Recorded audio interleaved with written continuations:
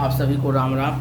तो पिछले बैच में हम लोग देखे थे वेद क्या है, उपवेद क्या है, उपनिषद क्या है, ये सब बताया था। मैंने बताया था आप लोग को वेद का उपवेद कितने हैं, उपनिषद कितने हैं, ये सब मैं बता चुका था। ध्यान देने वाली बात है, आप लोग को ये सोचना है सनातन धर्म में इतने सारे ज्ञान, जो ज्ञान है आया कहाँ से, कैसे आया, कौन लाया। तो ये सबसे बड़ी बात है देखने और सुनने समझने लायक कि सनातन धर्म में इतना सारा खोज किया हुआ। सनातन धर्म का मतलब क्या होता है? सनातन धर्म का मतलब समझाने तो खोज होता है जो वेद से स्टार्ट। वेद का ईश्वरीय ज्ञान है। वेद के द्वारा हम किससे प्राप्त की? योग के द्वारा। हमें पढ़ लिया 4 वेद बना। पहले वेद तो एक ही था, उसको 4 भाग में बांटा गया, ऋग्वेद, यजुर्वेद, सामवेद, अथर्ववेद। अब वेद उपवेद जो बताया गया था, ऋग्वेद का आयुर्वेद है, धनुर्वेद का यजुर्वेद का धनुर्वेद है, सामवेद का गंधर्ववेद, अथर्ववेद का शिल्पवेद है, स्थापत्य वेद है। ये सब के गुण बताया गया थे। ये इनको काट शैली, चिकित्सा है, गणित है, या धनुर्वेद का युद्ध कला है। धनुर्वेद को क्या बोलते हैं?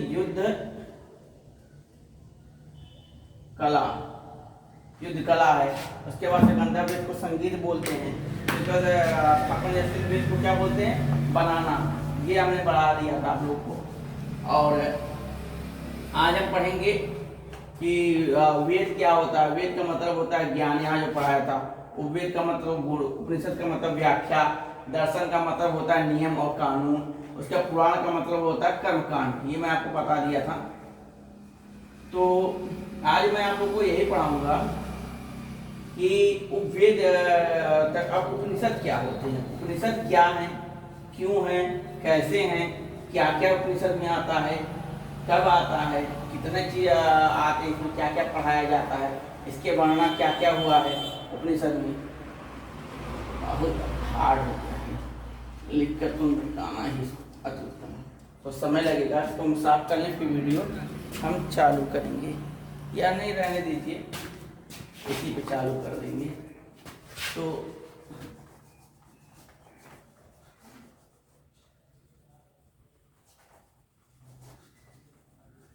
लीजिए, हमारा काम हो गया और इस पर लिखते जाएंगे, धीरे धीरे ये साफ होता जाएगा। ठीक है, अब यहाँ पर हम समझ गए पूरा वेद उपनिषद का मतलब क्या हो गया। आज हम पढ़ाएंगे उपनिषद। ये हमें भी खत्म कर देंगे, साफ करने बोर्ड को। बड़ा खुशी होता है कि मैं सनातन धर्म के लिए पढ़ा रहा हूँ, सनातन शिक्षा सबको दे रहा हूँ, बहुत खुशी बात है। और कुछ लोगों ने जो सनातन धर्म का व्याख्या आधार तरीके से किया था, जो सनातन धर्म को पूरा बर्बाद करने के लिए सोच रखे थे, उनके लिए मैं काम कर रहा हूँ। हर कोई काम नहीं कर सकता, हर कोई कर नहीं सकता, इसलिए किसी न किसी को आगे आना पड़ेगा। तो मेरा निवेदन आप सभी लोगों से, जितना हो सके उतना सहयोग भी करें आप सभी लोग। देखिए, आप सभी लोग का सहयोग ही मेरा विश्वास है। आप लोग सभी लोग का सहयोग, आप सभी लोग का साथ ही मेरा विश्वास है, तभी मैं आगे बढ़ सकता हूँ जब आप लोग का सहयोग और साथ रहे। तो आज हम समझेंगे उपनिषद। उपनिषद का मतलब होता है, उप मतलब होता है ऊपर, और निषद का मतलब होता है नजदीक, निकट। यानी कोई इंसान जो ऊपर से बैठकर नजदीक बच्चों को पढ़ाए, यानी गुरु क्या करते थे? ऊपर बैठकर बच्चों को ज्ञान देते थे, यानी कि अपने समीप बैठाकर पढ़ाने को उपनिषद बोला जाता है। यानी वो ज्ञान जो वेदों से निकलकर उपनिषदों में आया गया है। उपनिषद का मतलब क्या होता है ये समझ लीजिए। उपनिषद में बताया गया ईश्वर कौन है। सिंपल सी भाषा, उपनिषद का मतलब क्या होता है, उपनिषद होता क्या है ये समझ लीजिए। उपनिषद एक ऐसा ज्ञान है जो वेद को बहुत ही व्याख्या में बताया गया है। उपनिषद कितने? 108। वैसे 300 से ऊपर उपनिषद है, लेकिन 108 उपनिषद की व्याख्या किया गया है। उपनिषद कितने? 108। सनातन धर्म में 108 उपनिषद का महत्व दिया गया। रामायण पढ़ेंगे। रामायण में रामचंद्र मानस या वाल्मीकि रामायण में प्रभु श्री राम ने केवल 10 उपनिषदों का वर्णन किया है। वो 10 उपनिषदों का ही महत्व ज्यादा माना गया है। ठीक है, और 10 उपनिषद ही सबसे अच्छे और पढ़ने योग्य माने गए हैं। बाकी सब, लेकिन सबसे ज्यादा ज्ञान उसी में होता है। और शंकराचार्य ने उपनिषद का निर्माण भी किया था अपने हिसाब से। तो हम समझ सकते हैं उपनिषद कितने हैं? 108। नहीं पढ़ाया कितना जाता है, प्रेजेंट टाइम में पढ़ा कोई जाता है केवल टोटल 10 पढ़ा जाता है, कोई 12 पढ़ लेता है, कोई 14 पढ़ लेता है, लेकिन 10 महत्वपूर्ण बताए गए हैं। ठीक है, उपनिषद का मतलब होता है कि अपने नजदीक यानी अपने समीप या अपने निकट बैठाकर बच्चों को ज्ञान देना। किसका ज्ञान देना? वेद के ईश्वरीय ज्ञान का। ईश्वरीय ज्ञान वेद के एक एक शब्द को विस्तार से बताना, वही उपनिषद होता है। उपनिषद का मतलब होता है ईश्वर के दिए हुए ज्ञान यानी वेद के एक एक शब्द को विस्तार से बताना। ब्रह्म क्या है, जगत क्या है, संसार क्या है, प्रकृति क्या है, ईश्वर को पाने की इच्छा क्या होती है, कैसे प्राप्त कर सकते हैं, मोक्ष क्या है, मोह क्या है, लोभ क्या है, मन, ये सब आप उपनिषदों में पढ़ सकते हो। उपनिषदों में एक एक चीज आपको क्लियर करके बताया गया। जीवन मृत्यु क्या है, चक्र क्या है, कर्म क्या है, धर्म क्या है, ये सब चीज आपको उपनिषद में मिलेगा। वेद के प्रत्येक शब्द को, प्रत्येक ज्ञान को उपनिषद ने क्या किया, व्याख्या करके बताया गया है और इसको अपने अपने ढंग से ऋषियों ने लिखा है। ठीक है, तो हम देख लेते हैं आज उपनिषद कितने हैं, 108 आते हैं और 108 के नाम हम अगली बार बता देंगे। अभी हम आपको 10-12 उपनिषदों के नाम बता देंगे। उपनिषद क्या होते हैं, आपने उपवेद पढ़ लिया। उपवेद का मतलब गुण, यानी वेद से निकला हुआ गुण, जो वेद का गुण था उसको उपवेद में डाल दिया गया। और जो वेद के व्याख्या किया गया, ईश्वर क्या है, धर्म क्या है, कर्म क्या है, जीवन क्या है, उद्देश्य क्या है, लक्ष्य क्या है, ये सब उपनिषद में बताया गया। ईश्वर कौन होता है, जगत के मतलब इस संसार क्या है, नर नक्षत्र क्या है, मैथ क्या है, विज्ञान क्या है, विज्ञान क्या है, गणित क्या है, सब कुछ बताया गया है। तो हम उपनिषद देख रहे हैं आज। अभी एक समय लगेगा, ज़्यादा समय ना लेते हुए केवल हम आज उपनिषद पढ़ा देंगे, उसके बाद फिर से हम पढ़ाएंगे आपको ऋग्वेद क्या है, इसका महत्व क्या है।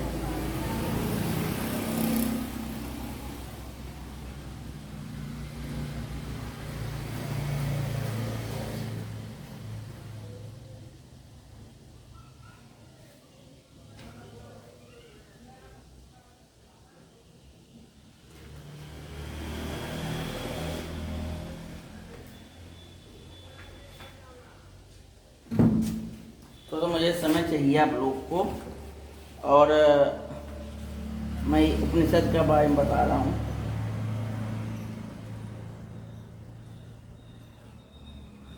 मैं बता दिया आप लोग को वेद में क्या क्या है। वेद में ब्रह्मा जो से ईश्वर हैं, देवता है, ब्रह्मांड है, जो से गणित है, रसायन है, औषधि, प्रकृति, खगोल है, भूगोल है, धार्मिक नियम, इतिहास, संस्कार, रीति रिवाज आज सभी विषयों पे संबंधित ज्ञान भरा पड़ा है। उसी को हम लोग वेद बोलते हैं। उपनिषद क्या? उपनिषद वेदों का सार है, अर्थात निचोड़ है या संक्षिप्त वर्णन कर लीजिए। उपनिषद भारतीय आध्यात्मिक चिंतन के मूल आधार, जो आध्यात्म चिंतन था उसका क्या है, ये मूल आधार है। भारतीय आध्यात्मिक दर्शन का स्रोत है। उपनिषद क्या है? दर्शन का स्रोत है। ईश्वर है या नहीं है, आत्मा है या नहीं है, ब्रह्मांड कैसा है, आज सभी गंभीर तत्व ज्ञान, योग ज्ञान, ध्यान ज्ञान, समाधि, मोक्ष आज की बातें उपनिषद में मिलती है। उपनिषद से हम जान सकते ईश्वर कौन है, कैसा है, क्या नहीं है, आत्मा क्या है, कैसा है या नहीं है। उपनिषद प्रत्येक हिंदू को पढ़ना चाहिए। उपनिषद क्या बोला गया? प्रत्येक हिंदू को, जो भी सनातनी है उनको अपने जीवन काल में पढ़ना चाहिए। इन्हें पढ़ने से ईश्वर, आत्मा, मोक्ष और जगत के बारे में सच्चा ज्ञान मिलता है। ठीक है, उपनिषदों का अच्छी अच्छी व्याख्या किए शंकराचार्य हैं, बहुत सारे ऋषि मुनि हैं जो इस उपनिषदों का व्याख्या किए। जगत क्या है, और शंकराचार्य का जो जगत मिथ्या वाला बात किया, तोमा जगतम ज्योतिमा गर्मम, आप लोग पढ़े होंगे। उसमें वेद के अंतिम भाग को वेदांत भी कहते हैं, यानी इसी को ही वेद का जो अंतिम भाग है, यानी कि इसी को उपनिषद का जो अंतिम भाग को वेदांत भी कहा जाता है। ठीक है, जो वेदांत है, वेद का अंतिम यानी वेद को संक्षिप्त रूप से बताना ही वेदांत कहा गया। वेदांत ही उपनिषद कहते हैं, वेदांत को भी उपनिषद कहा जाता है। उपनिषद का तत्वज्ञान की चर्चा, उपनिषद के संख्या 108 है, परंतु 12 माने गए। कितना? केवल 12 मुख्य रूप से उपनिषद माने गए हैं, जिनको प्रत्येक इंसान क्या करना चाहिए? पढ़ना चाहिए।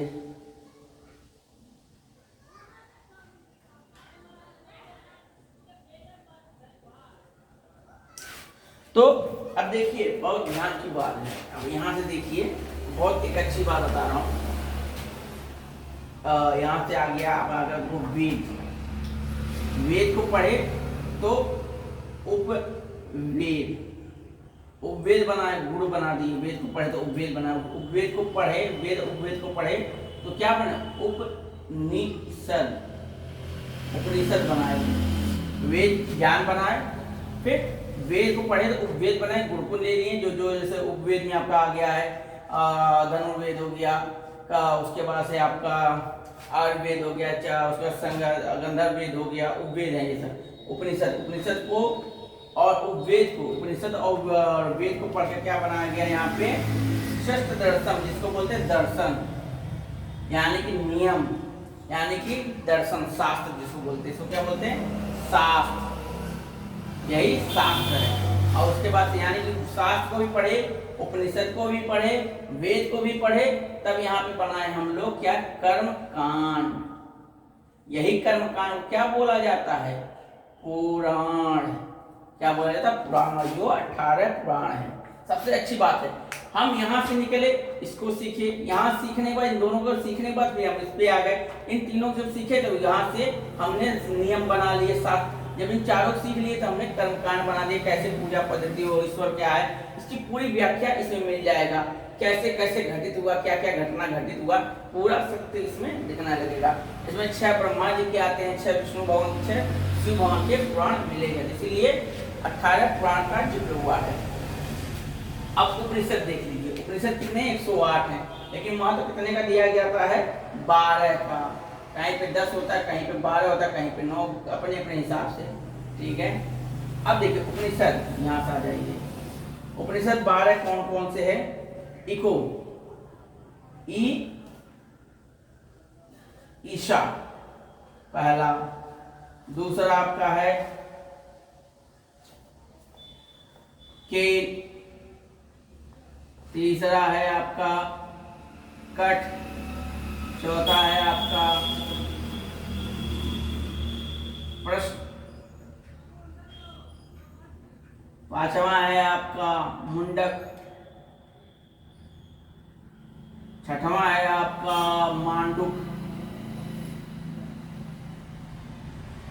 सातवां है आपका तैत्तिरीय,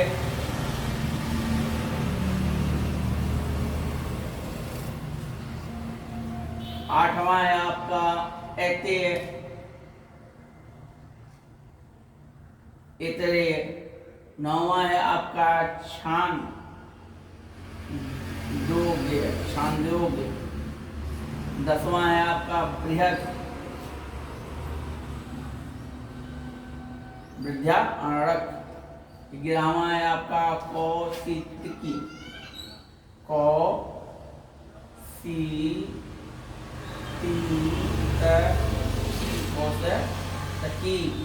और 12वां जो लास्ट है आपका श्वेताक्षर।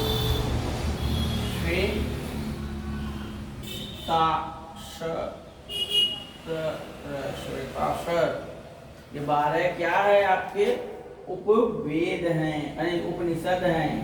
कौन कौन से उपनिषद हैं, इसकी व्याख्या बताऊंगा, इसमें क्या क्या पढ़ाया जाता है, क्या क्या लिखा है, सब बाद में जानेगा। देखिए पहले वेद और उपवेद से जब निकाल, यानी कि ज्ञान को पूर्ण से निकाल लिया गया, अब ज्ञान के बारे में बहुत पूर्ण रहस्य था, उसको उपनिषद में डाल दिया गया। उपनिषद से जब उपनिषद को क्या किया गया, वेद और उपवेद के ज्ञान के पूर्ण रहस्य को उपनिषद डाला गया। क्या आत्मा है, ये क्वेश्चन आता है, क्या ईश्वर है, ईश्वर कैसा दिखता है, क्यों दिखता है, ये ब्रह्मांड क्या है, माया है कि सत्य है कि असत्य है, जीवन क्या है, जीवन का उद्देश्य क्या है, लक्ष्य क्या है, त्याग क्या है, धर्म क्या है, कर्म क्या है, उद्देश्य क्या है, ये सब चीजें उपनिषद में आपको मिलता है। प्रत्येक सनातनी, प्रत्येक हिंदुओं को क्या करना चाहिए, उपनिषद पढ़ना चाहिए।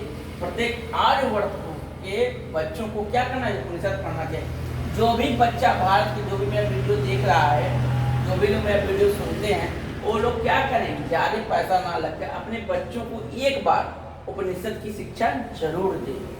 उपनिषद का किताब खरीद कर जरूर दे, ताकि वो समझे जीवन है क्या, संस्कार है क्या, उद्देश्य है क्या, लक्ष्य क्या है, ईश्वर क्या है, मोक्ष क्या है, त्याग क्या है, ये सभी चीजों जो समझेगा तब वो जाकर अपने जीवन में कोई उद्देश्य चुन पाएगा। नहीं तो इंग्लिश मीडियम चल ही रहा है, कॉन्वेंट स्कूल वाला तो पढ़ाइए, अंग्रेज बनेंगे, जो 8 घंटा हिंदी बोलेगा और केवल 2 घंटा के लिए उसको अंग्रेज बना देंगे आप लोग। इंग्लिश और भी भाषाएं केवल सीखी जा सकती है, नॉलेज है, ज्ञान, लेकिन ये आपका विद्या है, ये आपका गुण ज्ञान है, इसके बिना संसार चल भी नहीं सकता। जितने भी धर्म है, जितने भी कर्म है, सब इसी से निकले हैं। जितना भी भारत के अंदर पूरी दुनिया के अंदर हो रहा है सब इसी से हो रहा है। तो यहाँ पे 12 का वर्णन किया गया उपनिषद में। पहला ईश है, फिर केन है, फिर कट है, फिर प्रश्न है, फिर मुंडुक है, फिर मांडुक है, फिर तेतरी है, फिर एतरे है, फिर छांदोग्य है, बृहद आण्यक है, कौशिक है, श्वेताश्वर है। ये 12 आपको उपनिषद बताए गए हैं। अब इसी 12 को भगवत गीता में भी बताया गया है। भगवत गीता में भी इन्हीं का वर्णन किया गया है। रामायण पढ़ेंगे उसमें भी इसी का वर्णन किया गया है।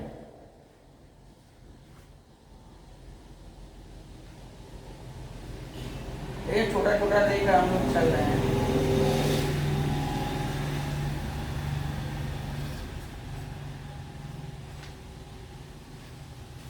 अब हमें आप जानेंगे कि ये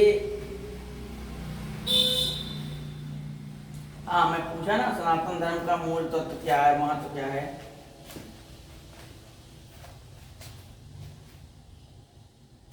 अच्छा, यहाँ पे एक चीज और समझना आप लोग को, सनातन धर्म का मूल तत्व के बारे में अगर आप आ गए हैं, देखिए मेरे पास यहाँ पे एक चीज समझना है, ऋग्वेद को क्या बोलते हैं।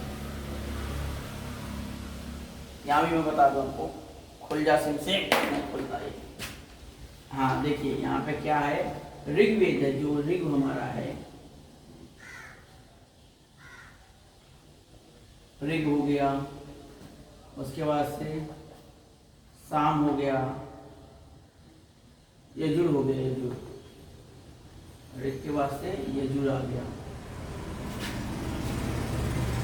यजुर बोलते हैं। उसके बाद से यजुर बाद से हो गया साम आ गया, उसके बाद से आपका हो गया अथर्व। ये क्या है, चारों वेद हैं, ऋग्वेद, यजुर्वेद, सामवेद, अथर्ववेद। अब ऋग्वेद को क्या बोला जाता है, धर्म, क्योंकि तो वेद में जो पहला ऋग्वेद है धर्म पे आधारित है, ठीक है। उसके बाद से यजुर्वेद को क्या बोला जाता है, मोक्ष। उसके बाद से यजुर्वेद के बाद से सामवेद क्या बोला जाता है, काम। और अथर्ववेद को क्या बोलता है, अर्थ। ये देखिए सबसे सटीक भविष्यवाणी किया गया है वेदों का, यानी कि धर्म, कर्म, अर्थ और मोक्ष। तो हम देखिए ध्यान से सुनिएगा, इसमें क्या गुण रहस्य बताया गया है वेदों में, इसको क्यों बोला जाता है। ऋग्वेद का मतलब तो धर्म, धर्म हमें क्यों करना चाहिए, पहला क्वेश्चन आता है। धर्म हमें मोक्ष प्राप्ति के लिए करना चाहिए। किसके लिए, मोक्ष प्राप्ति के लिए करना चाहिए। तो ऋग्वेद का क्या पढ़ना चाहिए, यजुर्वेद, क्योंकि धर्म किसके लिए करना चाहिए, मोक्ष के लिए। धर्म किसके लिए, सत्य के लिए, त्याग के लिए, धर्म के लिए। मोक्ष का मतलब होता है, धर्म का मतलब होता है हम ऐसे कर्म करें जिसके मेरे कर्म के द्वारा युगों युगों तक लोग उस पर चलते रहें, उस रास्ते चलें जो धर्म के रास्ते पर चलता है। धर्म का उद्देश्य क्या होता है, मोक्ष की प्राप्ति करना। अब मोक्ष कैसे मिलता है, काम से। कैसे मिलता है, काम से। हम अपने कर्म करें, काम को क्या बोलते हैं, कर्म। हम अपने कर्म किसके रास्ते, धर्म के रास्ते चलकर करें तो हमें क्या प्राप्त होगा, मोक्ष प्राप्त होगा। अब कर्म करने के लिए क्या चाहिए, अर्थ, यानी कि पैसा, थोड़ा सा व्यापार। अर्थ का मतलब क्या होता है, धन। थोड़ा सा धन रहेगा तभी तो हम काम कर पाएंगे। कभी किसी चीज का उद्देश्य होगा, अर्थ को बोलते हैं उद्देश्य। उद्देश्य ये क्या होता है, अर्थ को बोला जाता है उद्देश्य। उद्देश्य होगा तभी तो कर्म करेंगे। और कर्म किसके लिए करेंगे, धर्म के लिए करेंगे। धर्म किसके लिए करेंगे, मोक्ष के लिए करेंगे। ये एक आपको वेदों में एक चीज मिलेगा, जब बच्चों को हम पढ़ाएं, अपने बच्चों को बताएंगे, हम स्कूल क्यों जाते हैं, स्कूल क्यों जाते हैं, ज्ञान की प्राप्ति के लिए। ज्ञान किसके लिए, धर्म के लिए है। धर्म से जब ज्ञान हमें प्राप्त होगा क्या करेंगे, उसका कारण क्या होगा, ज्ञान का, मोक्ष। यानी अपने ज्ञान से, अपने कर्म से संसार को मुक्ति दिला सके, संसार के अधर्म को हम तोड़ सकें, अधर्म जितने भी संसार में हो रहे उसको खत्म कर सकें, उसके लिए हमें ज्ञान की जरूरत है, वो भी धर्म के रास्ते चलकर। कैसे? कर्म करके। यानी कि आप पढ़ रहे जब पढ़ाई करते हैं तो कर्म के आधार पर, यानी जो धर्म का रास्ता कर्म से निर्धारित हो। आप जैसे जैसे कर्म करेंगे आपका धर्म वैसे से बनता जाता है। अब कर्म कैसे होगा? उद्देश्य से। यहाँ पर आता है उद्देश्य। उद्देश्य क्या है? आपको मान लीजिए उद्देश्य है डॉक्टर बनना है, और मान लीजिए सपोज आपको उद्देश्य है डॉक्टर बनना, एक ऐसा डॉक्टर जो दुनिया में उसके जैसा कोई नहीं बन सका, ये उद्देश्य होता है। समाज सेवा के लिए वो कम से कम पैसे में लोगों का अधिक से अधिक इलाज कर सके, उसका उद्देश्य है। क्या है? उद्देश्य है। उद्देश्य को पूरा करने के लिए कर्म करेगा। कर्म किसके लिए करेगा? धर्म के लिए करेगा। धर्म क्या क्या? मोक्ष के लिए बनता है। यानी जो बच्चा आपका डॉक्टर बनना चाहेगा उसका उद्देश्य हो गया डॉक्टर बनना। डॉक्टर कैसे बनेगा? धर्म के रास्ते चल के कर्म करके। यानी कि उसके बाद वो कर्म करेगा। कर्म कौन सा करेगा? धर्म वाला। धर्म के बाद वो क्या करेगा? मोक्ष प्राप्ति करेगा। इसे बोलते हैं सक्सेसफुल लाइफ। इंसान जब पैदा होता है सबसे पहले उसका उद्देश्य होता है, उद्देश्य के बाद वो कर्म करता है।